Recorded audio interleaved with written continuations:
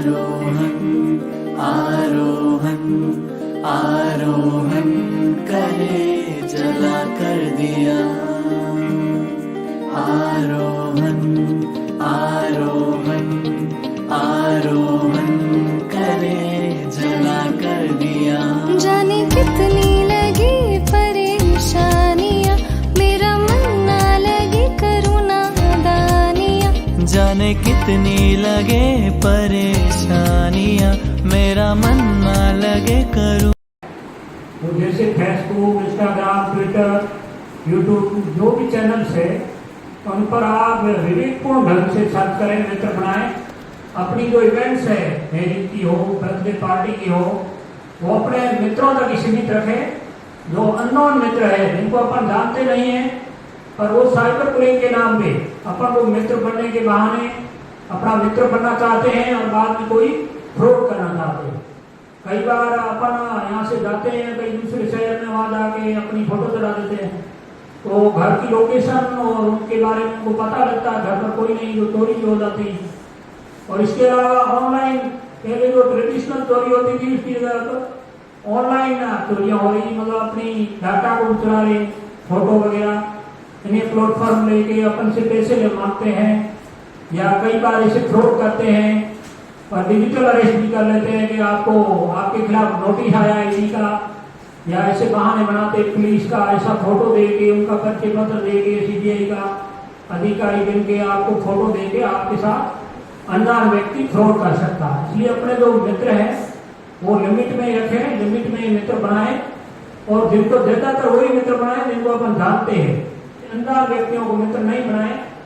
आज जो चल रहा है बहुत ही खतरनाक, मतलब इसका समय है, और साइबर क्राइम बहुत तेजी से बढ़ रहा है। हमारे पास 3-4 आदमी डेली साइबर फ्रॉड के, फाइनेंशियल फ्रॉड के मैटर आ रहे हैं डेली, मतलब हर दिन। कोई किस प्रकार का है, कोई व्हाट्सएप से आ रहा है, कोई इंस्टाग्राम से है, कोई फेसबुक से नंबर लेके, कोई गूगल से नंबर लेके, मतलब अलग अलग तरीके के फाइनेंशियल फ्रॉड आ रहे हैं। तो अपन को सावचेत रहना है, अपने फोटो वही शेयर करना है जो अपने मित्र हो, अपने जान पहचान के हो। अनजान व्यक्तियों की न तो मित्रता स्वीकार करनी है, उनकी पूरी परीक्षा करनी है, जो वास्तव में ये व्यक्ति कौन है, किस प्रकार की अपना मित्र बनना चाहता है। साइबर बुलिंग मतलब धमकी देते हैं अपन को कई बार कि आप मित्र बनो, नहीं तो आपके खिलाफ मैं आपकी फोटो शेयर करूंगा या ये करूंगा, इस प्रकार की धमकियां देते हैं। तो उसकी सूचना पुलिस को देनी चाहिए। और साइबर अपराध क्या है, जैसा सर ने बताया, साइबर अपराध जो साइबर के माध्यम से, इंटरनेट और कंप्यूटर के माध्यम से और मोबाइल के माध्यम से, इंटरनेट का सहारा लेकर की जाती है। इंटरनेट से अपन पूरे वर्ल्ड से जुड़े हुए, वर्ल्ड वाइड वेब से अपन जुड़े हुए हैं। तो सारे संसार की कहीं से, अमेरिका में बैठा व्यक्ति भी अपन से फेसबुक में मित्र बन सकता है, भारत का कोई कहीं से बन सकता है, कहीं से भी अपने पास कॉल आ सकता है इंटरनेट के थ्रू। तो इसके लिए अपन को बिल्कुल सावचेत रहना। साइबर अपराध में आज क्या क्या नए नए तरीके हो रहे हैं।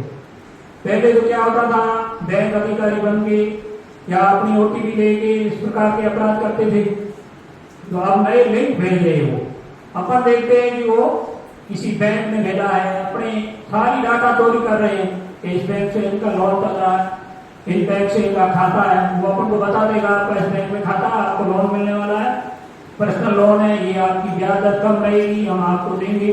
इस प्रकार के मतलब कई लोग लालच दे के अपने अकाउंट नंबर और अपन से कई बार गलती से ओटीपी शेयर कर ली जाती है या लिंक शेयर किया जाता है, या कई वो इस प्रकार के सॉफ्टवेयर होते हैं वो डाउनलोड हो जाते हैं अपने फोन में। अपन लिंक पे क्लिक करते हैं, अनजान लिंक पे, तो अपने डाटा चोरी हो जाते हैं, या कई बार हैक कर लिया जाता है फोन, व्हाट्सएप या फोन।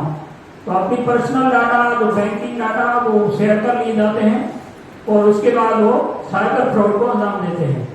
साइबर फ्रॉड एक वैश्विक युद्ध है, इसमें अपन सबको मिलकर युद्ध लड़ना होगा, इसको हल्के में नहीं लेना। जो जिस प्रकार हम देख रहे हैं ट्रेडिशनल जो क्राइम्स थे, उसकी जगह इसने ली है साइबर क्राइम। तो अपन को बिल्कुल सावचेत रहना है, जागरूक रहना है, सोशल मीडिया का बिल्कुल सावचेती से प्रयोग करना है। ऐसा नहीं कि अपन लापरवाही से मित्र बना रहे हैं और लाइक्स के लालच में या इस प्रकार के प्रलोभन के लिए। लाइक्स वास्तविक संसार में अपन को संपर्क रखना, आभासी दुनिया से अपन कोई मतलब नहीं है। अपनी वास्तविक दुनिया है, यहाँ जो समाज है, जहाँ हम रहते हैं, वहाँ सामाजिक मेल जोल रखना है और इस प्रकार के अन्य चेहरे पर एक स्माइल होती, आंखें खुली होती और एक सेंस ऑफ इंटरेस्ट होता, उनको इंटरेस्ट आया होता चीज़ों के अंदर। तो सोशल मीडिया का इम्पैक्ट हमारी लाइफ में ये है कि हमको जो इंटरेस्ट जिस चीज़ के अंदर है वो हमारे सामने हमारी स्क्रीन के ऊपर अवेलेबल है हमेशा। तो as a student social media का क्या रोल हो सकता है, जैसा हिम्मत भैया ने कहा कि हम खुद का जो सोशल मीडिया हमारे पास है उसको हम ऐसा बना सकते हैं कि जो हमारा लक्ष्य है, जो हमारा ध्येय सभी वैशाली का, वो हमको ज़्यादा शो हो। मैं कोटा में एक साल मैंने नीट की तैयारी करी थी, तो वहाँ पे हमारे पास स्मार्टफोन्स नहीं थे उस टाइम, एक कीपैड वाला फोन आता था। मेरे को ऐसा लगता है कि कोई स्टूडेंट अगर वो सक्सेसफुल होना है तो कीपैड फोन जो है वो सबसे इंपॉर्टेंट होता है उसकी लाइफ के अंदर। जिसके पास कीपैड फोन है उससे ज़्यादा आगे बढ़ेगा। तो उस टाइम मिर्ची एफएम आपने सुना होगा, 92.5 बिग एफएम, मिर्ची एफएम बहुत फेमस था कोटा के। तो सिर्फ रेडियो एफएम में सिर्फ एफएम सुनने से कंसंट्रेशन पावर जो होता था, मैं 1 घंटे पढ़ा 2 गाने सुने, वापिस 1 घंटे पढ़ा वापिस 3 गाने सुने। तो क्या हुआ, सोशल मीडिया ने मुझे रिफ्रेश भी किया, मेरे को वापस मोटिवेट भी किया आगे बढ़ने के लिए। तो सोशल मीडिया का यूज एज अ स्टूडेंट ये है कि हम उसको यूज कर सकते हैं सबसे पहला नॉलेज के लिए। नॉलेज नो डाउट सबसे ज़्यादा जरूरी है। जैसे जितने भी कोर्स हैं हमारे पास, अगर मैक्सिमम लोग उत्कर्ष का ऐप यूज करते होंगे, सबके पास उत्कर्ष है, मेरे पास सबके पास होगा, फिजिक्स वाला होगा, किसी के पास एलन होगा, आकाश होगा, या फिर जो भी अपन ऐप यूज कर रहे हैं। सबसे पहला तो एज अ नॉलेज सोर्स। दूसरा सोर्स है एंटरटेनमेंट। मैं ये मानता हूँ, आपने कहा सबसे छोटा पैनलिस्ट होता है, सबसे ज़्यादा एंटरटेनमेंट मुझे चाहिए सब। और अगर एंटरटेनमेंट हमारी लाइफ में नहीं है तो मैं निश्चित रूप से कह सकता हूँ कि हम एक डाउनग्रेड हम नीचे जाएंगे। एंटरटेनमेंट जरूरी है और उसका सोर्स या तो सोशल मीडिया हो या हमारे घर वाले हो। सोशल मीडिया का यूज एंटरटेनमेंट के लिए इसलिए जरूरी है क्योंकि अगर आपको रिफ्रेश करना है, अपन एक ह्यूमन, अपन एक शरीर है, मशीन नहीं है। मैं 1 घंटे पढ़ा, 1.5 घंटे पढ़ा, 2 घंटे पढ़ा, उसके बाद मेरा एक सेचुरेशन आएगा। उसके बाद मैं क्या करूँगा, उसको हेल्प करेगा मेरा सोशल मीडिया। तीसरी चीज सोशल मीडिया के साथ ये है कि एक इंग्लिश का स्टेटमेंट है, लाइक अट्रैक्ट्स लाइक। हम जैसा है, हमारे आसपास भी लोग 10 दिन बाद, 15 दिन बाद, 20 दिन बाद, 25 दिन बाद वैसे हमको मिल जाएंगे। हम सोशल मीडिया को इस तरह से यूज करें कि जो हमारा टारगेट है, जैसे जैसलमेर है, यहाँ से कोई बच्चा अगर तैयारी कर रहा है, आरएस की तैयारी कर रहा है, कोई पटवारी की तैयारी कर रहा है, तो अगर आप 10 दिन तक, 15 दिन तक अगर आप उस पर सर्च कर रहे हैं, आरएस की तैयारी कैसे करें, पटवारी तैयारी कैसे करें, नीट तैयारी कैसे करें, तो 15 दिन बाद 100% श्योर हुए कि आपको अपनी फील्ड के अंदर ऐसे लोग दिख जाएंगे। कभी जेई की नीम आ जाएगी, कभी आरएस की नीम आ जाएगी, पटवारी की नीम आ जाएगी।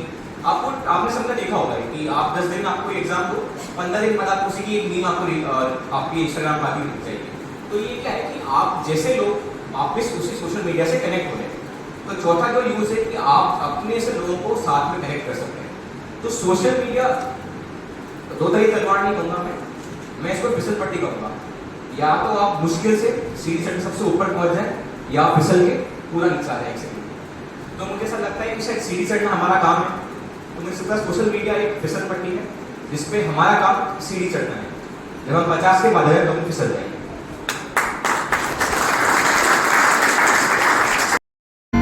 लगे करुणा दानिया, कभी कोने में सिमटू कहूँ कुछ बिना, कभी मुट्ठी में चाहूँ नीला आसमां, मेरे मन का अंधेरा लगे क्यों घना। आरोहण आरोहण आरोहण करे जला कर दिया,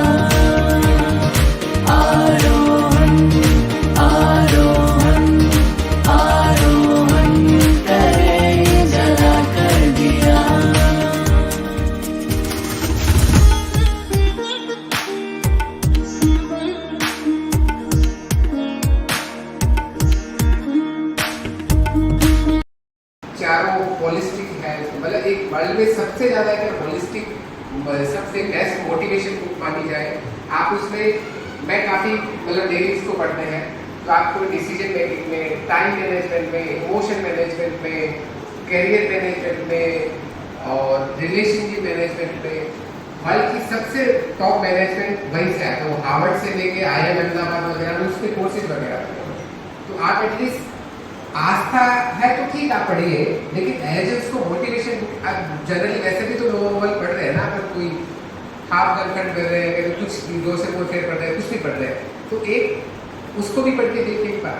हमें क्या है कि हम प्रेजुडिस बना देते हैं लाइफ में कि ये ऐसी बुक है, ये ऐसी बुक। आप जितना ज़्यादा स्वाध्याय करेंगे लाइफ में, अभी नेक्स्ट सेशन उसी के है कि स्वाध्याय का क्या रोल है।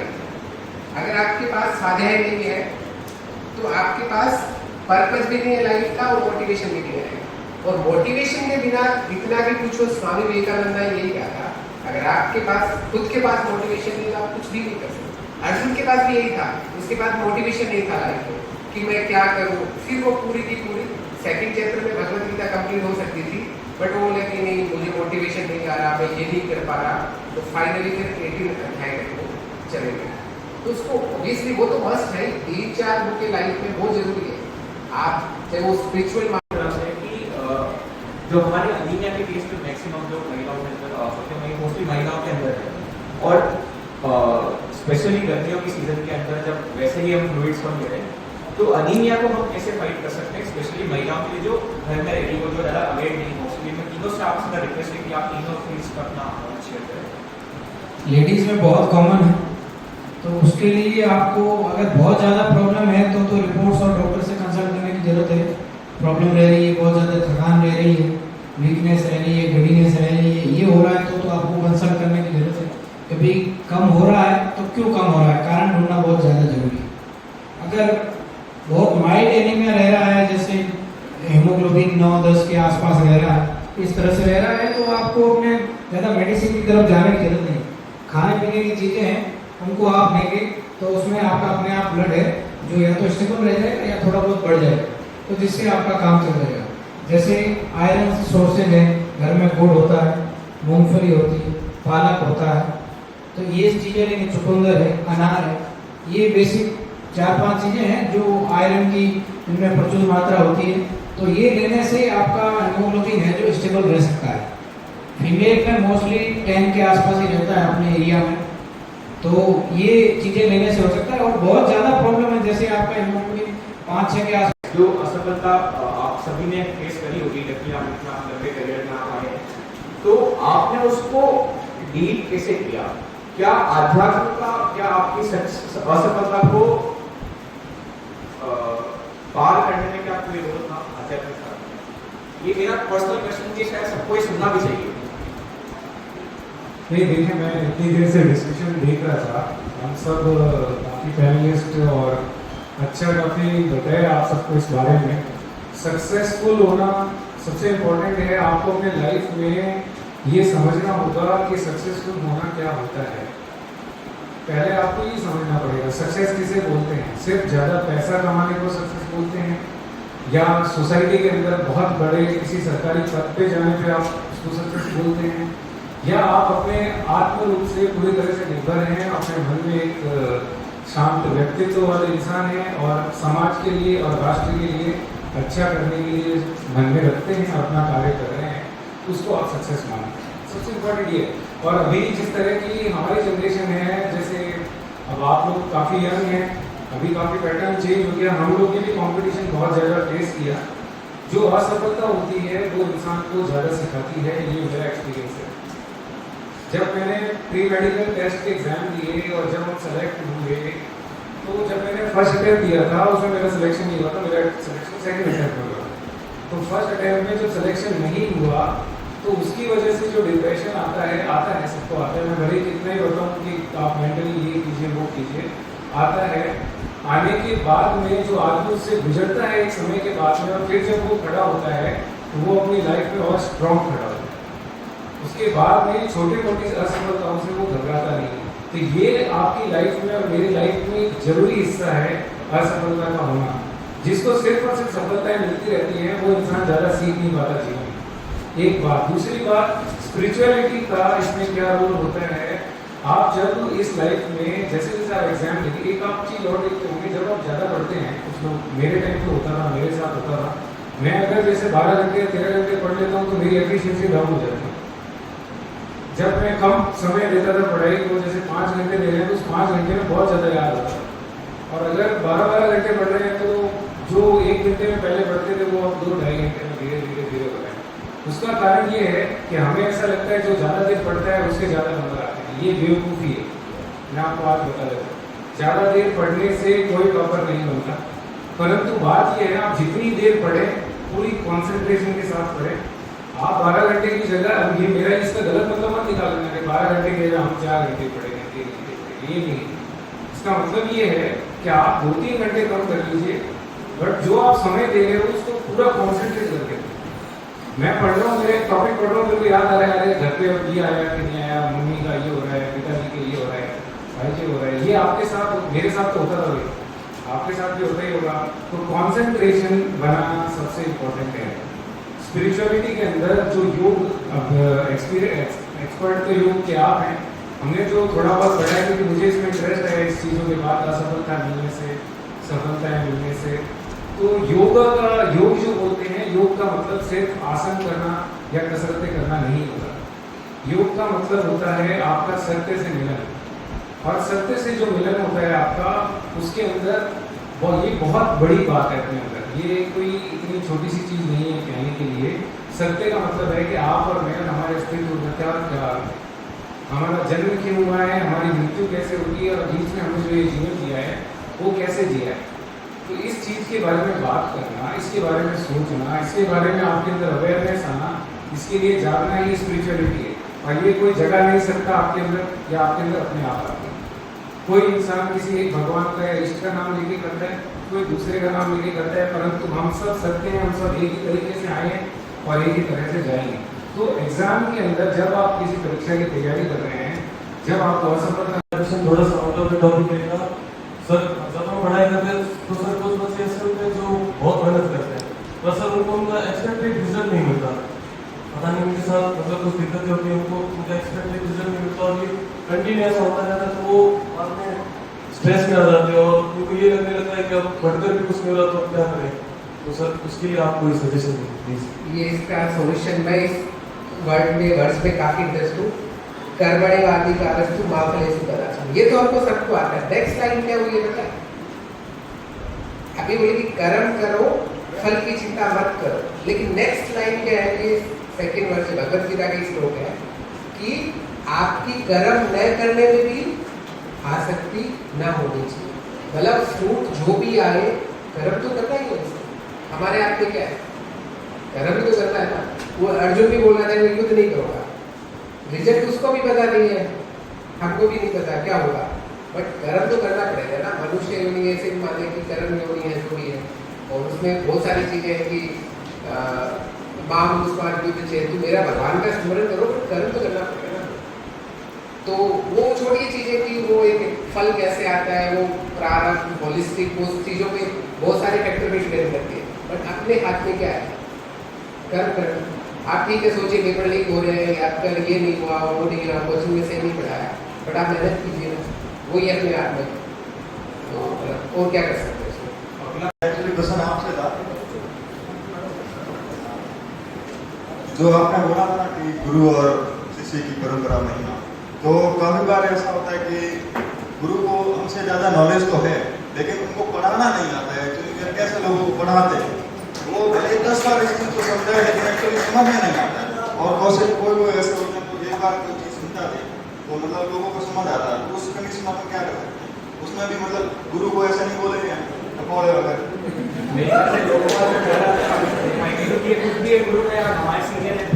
देखो, मैं सबसे पहले तो तुम्हें यही कहूँगा कि जिन गुरु जी की आपको समझ में नहीं आई कोई चीज़, मुझे भी नहीं आई सपोज, तो मैं डबल है तो कभी नहीं कहूँगा।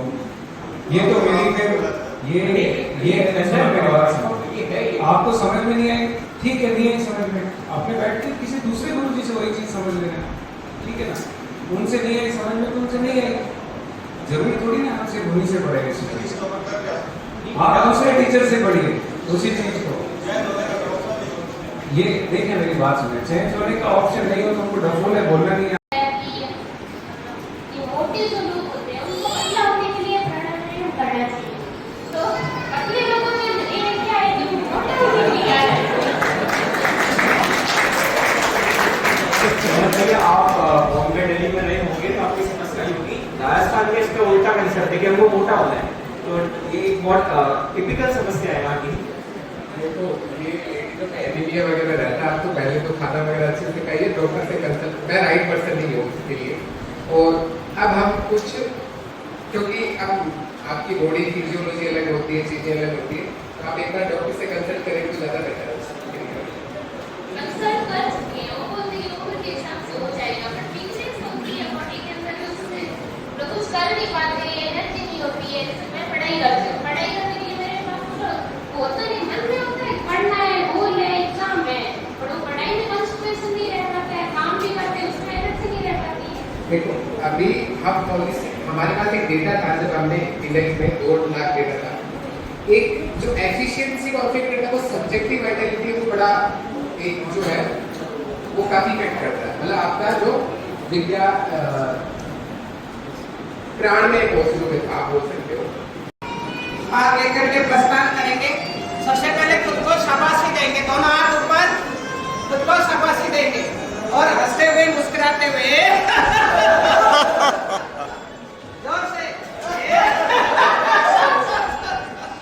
अब ऐसे ऐसे कोई बहुत अच्छा गाना गाता है, चित्र बनाता है तो ऐसे मुस्कुराए, बहुत अच्छा, बहुत सुंदर, वेरी गुड, वेरी फाइन, अति सुंदर।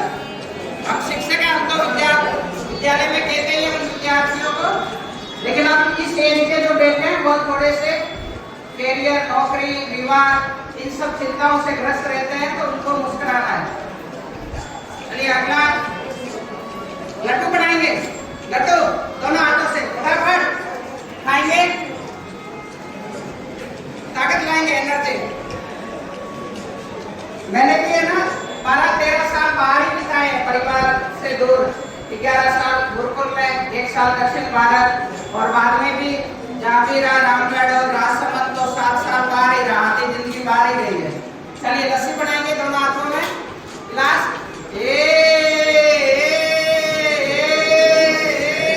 लस्सी पी लेंगे।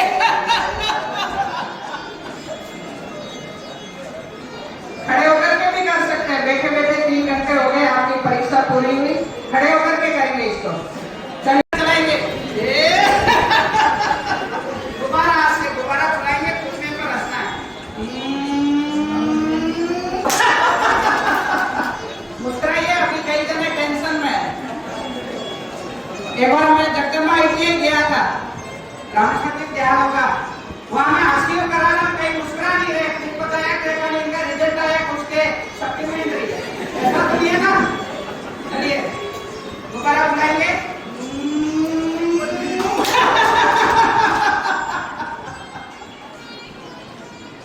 जोर से हंसेंगे, चुटकी बजाएंगे, 1 2 घूम दौड़ेंगे, 3 सुनते हुए उड़ाते हुए हंसेंगे।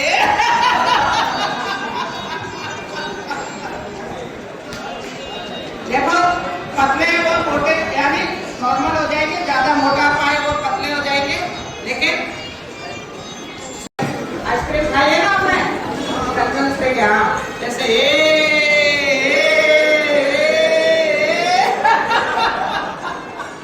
अब लस्सी को मीठी कर लेंगे, 1 चम्मच शुगर ले लेंगे, है, और लस्सी फीकी चली गई, उसको मीठी करेंगे, घुमाएंगे पेट को, पूरा घुमाइए, बहुत अच्छा।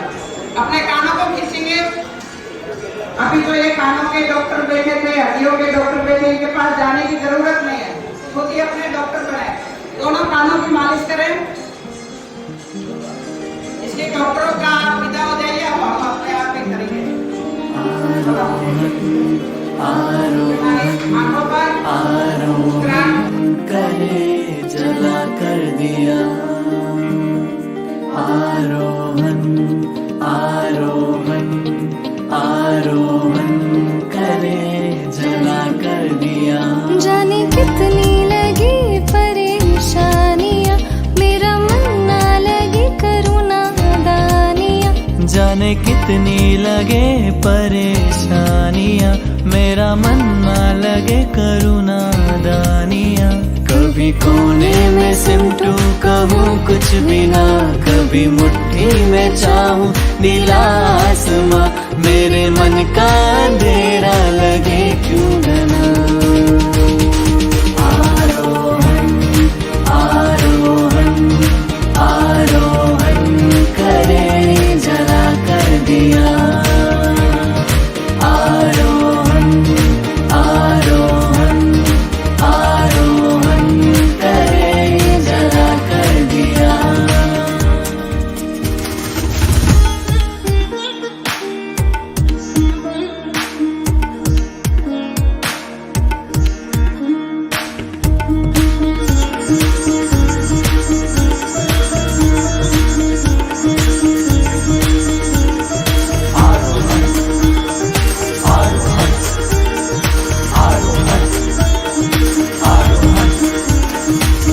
आज का युवा लगा हुआ है जीवन जीने नहीं बिताने में।